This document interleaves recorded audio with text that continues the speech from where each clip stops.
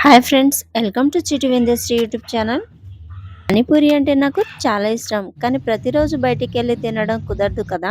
అలాంటప్పుడు ఇంట్లోనే ఈజీగా ఈ పానీపూరిలోకి పూరిని ఎలా ప్రిపేర్ చేయాలో చూద్దాం. పూరి ఉంటే ఇంకా దాంట్లో ఉండే పానీని, ఇంకా దాల్‌ని గూడా ఈజీగా ప్రిపేర్ చేయవచ్చు. ముందు పూరి ఉంటేనే గదా ఇవన్నీ ప్రిపేర్ చేయాలి. అందుకనేసి ఫస్ట్ పూరినే ఎలా ప్రిపేర్ చేయాలో ఏం లేదండి, చాలా అంటే చాలా ఈజీ.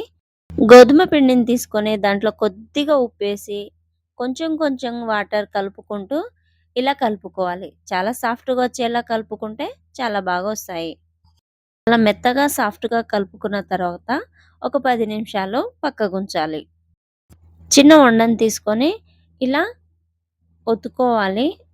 ఒక రోటీ మోడల్‌లో చేసుకొని పక్కగుంచుకోవాలి. ఇలా తయారైన తర్వాత ఏదైనా రౌండ్ షేప్ లాంటిది, కప్పు లేక గ్లాసు లాంటిది ఏదైనా తీసుకొని చిన్న చిన్న ఉండల టైపులో మనం పూరి సైజులో ఎలా ఉంటాయో అలా వీడియోలో చూపిస్తున్నట్టుగా కట్ చేసుకోవాలి. ఇలా చేసుకోవడం వల్ల పూరీలు తయారు చేసేటప్పుడు చాలా బాగా పర్ఫెక్ట్‌గా వస్తుంది పూరి. చాలా బావుంటాయి. ఇలా పానీపూరి సైజులో ఉన్న గిన్నె లాంటిది ఏదైనా తీసుకొని ఇలా కట్ చేసుకోవాలి. కట్ చేసుకోవడం వల్ల చాలా పర్ఫెక్ట్‌గా పానీపూరిలాగే చాలా బాగా వస్తాయి. ఇలా చాలా ప్రిపేర్ చేసి పక్కకు పెట్టుకోవాలి.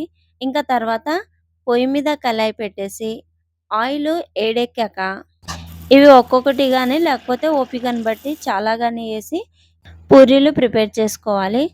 ఆయిల్ చాలా ఏడిగా ఉండాలి. ఇలా ఏసినెమ్మటే ప్రెస్ చేసుకోవాలి. మామూలుగా నార్మల్ పూరీలకును ఈ పానీపూరికి డిఫరెన్స్ ఏంటంటే, నార్మల్ పూరీల కంటే కొంచెం సేపు ఫ్రై చేసుకోవాలి. కొంచెం గోల్డెన్ కలర్ వచ్చేంత వరకు ఉంచితే అవి గట్టిపడతాయి. అప్పుడే పానీ ఏసి తినడానికి కన్వీనియంట్‌గా ఉంటాయి. అలా తయారు చేసుకోవాలి. ఇలా ఎప్పుడు మన ఇంట్లోనే మనకు నచ్చినట్టు తినేయొచ్చు. మీరు ట్రై చేయండి. మీకు పానీపూరి ఇష్టమైతే like, share, comment and subscribe to my YouTube channel. Thank you for watching.